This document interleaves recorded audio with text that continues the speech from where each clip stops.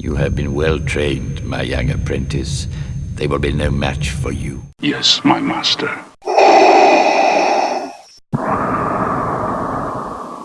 Hello and welcome everybody to another episode of the Chance Cubes game videos. This week we're taking a little sidetrack from our usual gameplay videos, and we're actually going to do an interview brought to us by Alexander.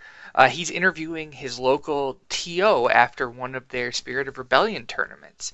So I'll turn it over to Andrew and I hope everybody enjoys. Alright guys, so this is Casper Friis. He is the tournament organizer for Star Wars Destiny here in Fanatic Roskilde in Denmark. So Casper, let's start out with how old are you and how did you get into Star Wars Destiny? Hey, I'm 24 and I got into Destiny just around the release, the European release, December last year.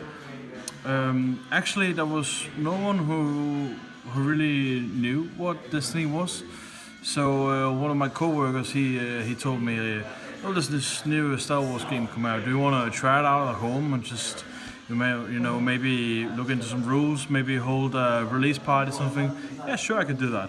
So I looked into the rules and saw some Tiny Grimes videos actually, and just looked into the game, and it was really exciting because I've been playing Magic the Gathering for a couple of years now, playing a lot. So it was actually really exciting for me to see a card game with dice where the cards weren't just fill.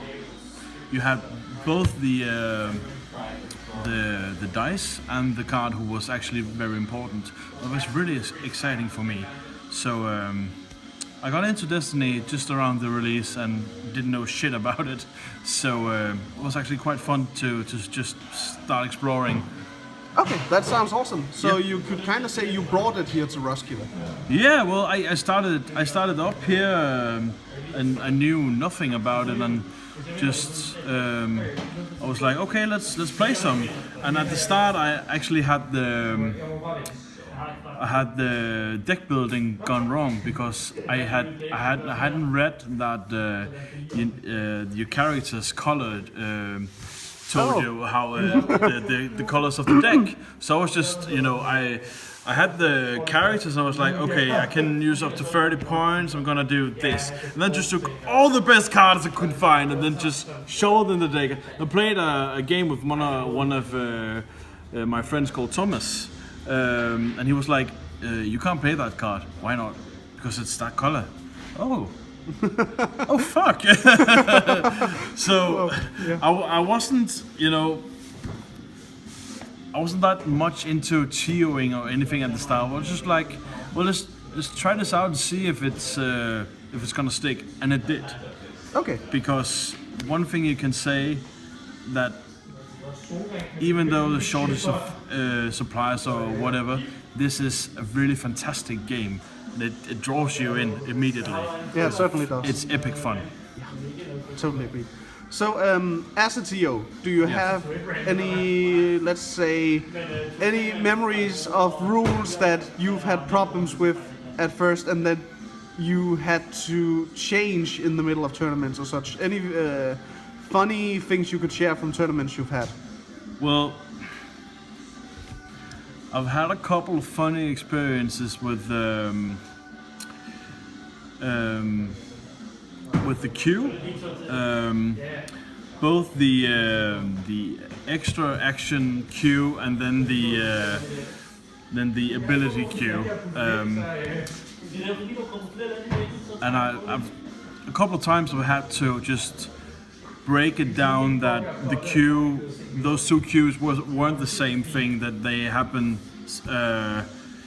differently. So people was like, well, there's one queue because there's one queue in Magic. Yeah, well, that's not the same game. No. So You can't use that. you have to divide it into different queues.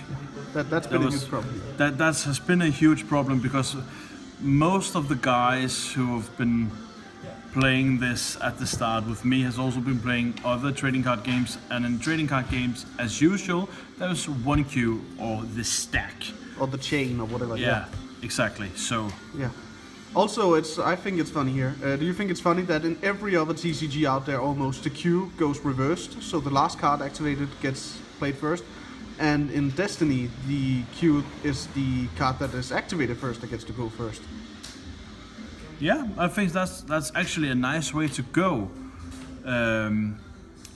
I like the differences of the queue because, for instance, in Magic the Gathering, I play an instant. My opponent plays an instant, and even though he reacts to my instant, his instant goes off first. That can sometimes be very frustrating, but you know that's how the game is. So you just have to adapt to it. And I really like the differences in this trading card game from any others. It's a solid game. It's a really good game, and I can't wait to see how it spreads out and gets more and more players. For instance, today we had more players at our local Star Wars tournament than the Standard Showdown for Magic. That's so good. That is amazing. That's amazing. Fucking awesome. Speaking of today's tournament, we had the Q2 here, right? The second quarter tournament. Yeah. Did you have the Q1 here as well? Yeah, we have the Q1 here as well. Okay, so could you share some? You must have gained more experience in the past 2 months. Yeah, I did. What did you learn from last time's Q1 that you could apply to today's Q2? Keep it casual. Keep it casual. Just relax. You know, when you first start out as a TO, it's like everything must be played by the book. And I was that too, but you know, this is relaxed here. It's casual. Keep it casual, because if you're gonna be frigid about it, no one wants to attend to your locals, because people just want to relax. They want to have fun. There is rules. You have to follow some of the rules, but there is many of the formal tier rules that don't apply in relaxed tier. You can just, you know, play, have fun, and keep it casual.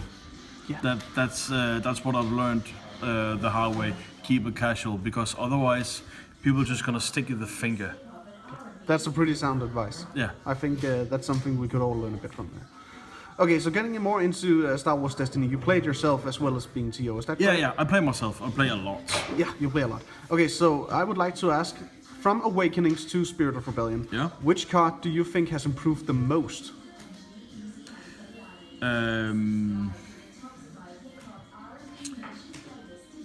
Do we include characters as well? You could include characters as well. I would. I don't mind the character. One of the characters I think that has improved the most. It's just because I have one character on one card, so. Please go back. Just do both. Yeah, one of the characters I think has improved most and has been very underrated in the Awakening series was actually Poe. Agreed. He was so underrated, and people was like, you don't play enough vehicles to make this work. Well, you don't have to play the vehicles, just toss them into your opponent. And I've been playing a lot of Poe Finn and other Poe variants. I've been having a blast. It's really fun decks to play around with.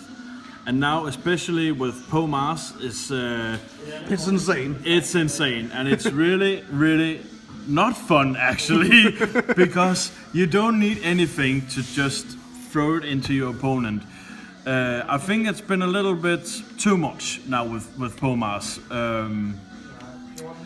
But it's a card that's definitely has been improved with Spirit of Rebellion.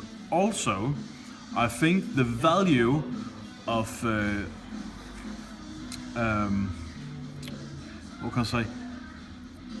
The actual game value of draw and cycle effects has been improved much. Really agree with that. And has been something I've been missing. Because I've been playing lots of trading card games, also been into Pokemon, Yu-Gi-Oh, and actually Pokemon and Yu-Gi-Oh are all about cycling and getting the cards you want. So not being able to have an effective draw is really bad. And now you get that, for instance, with Mars Castle, stuff like that. Really, really great card. Don't underestimate it. I would really go ahead and agree there. So, apart from Poe, which card do you think is probably the best right now? The best right now. The best, if you can mention one card or one combo of no more than 2 cards that you think is the meta-defining card. Yeah.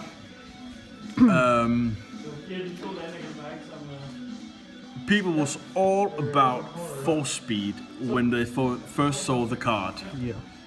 And I've actually really inclined to say it's rubbish in most decks, and you can't get the effect out of it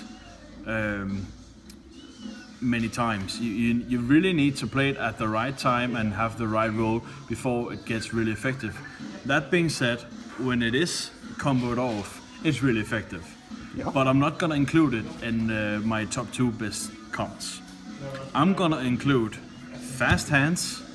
It's an obvious choice. It's neutral and it's yellow. It goes into everything I build with yellow. Yeah.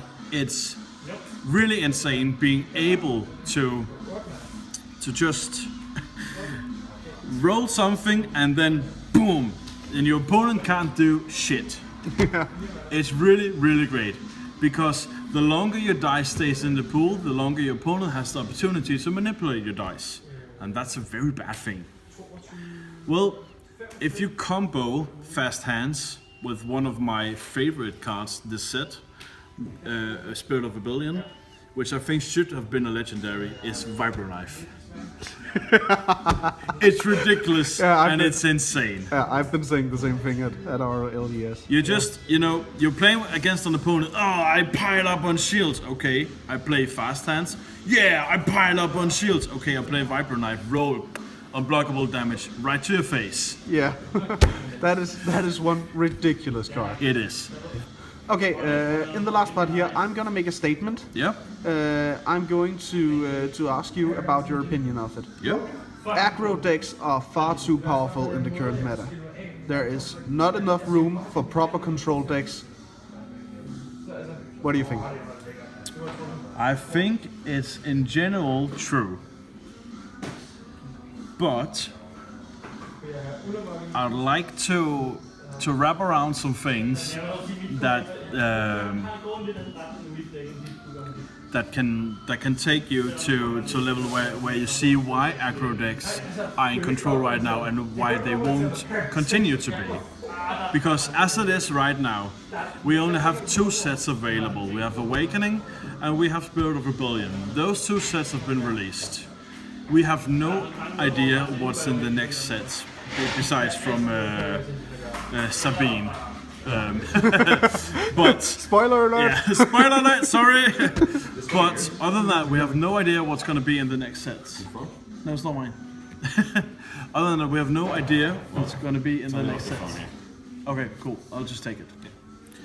So, we cannot know how powerful control is going to be.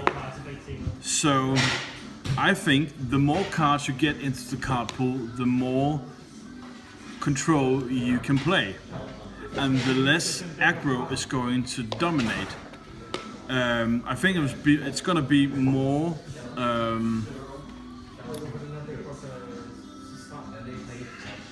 just trying to figure out the right words here. It's going to be more balanced with the kinds of decks. Already now you see a very, very controlling cards winning the game. With, for instance, Snap.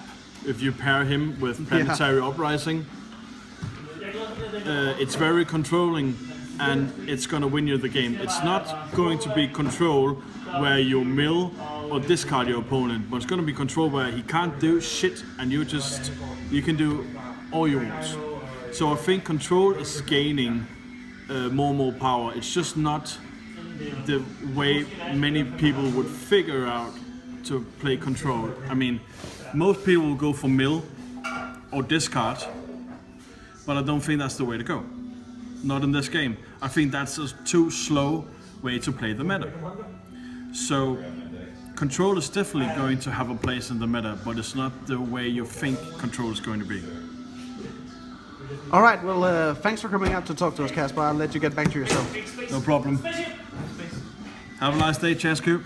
Have a nice day. Thanks everybody for staying tuned to this video that Alexander brought to us with his TO. As always, if you want to learn more about the Chance Cube, head over to thechancecube.com. You can also visit us on Facebook, on Instagram, on Twitter, many different ways that you can interact with the Chance Cube family. And until next week, everybody, may the force be with you.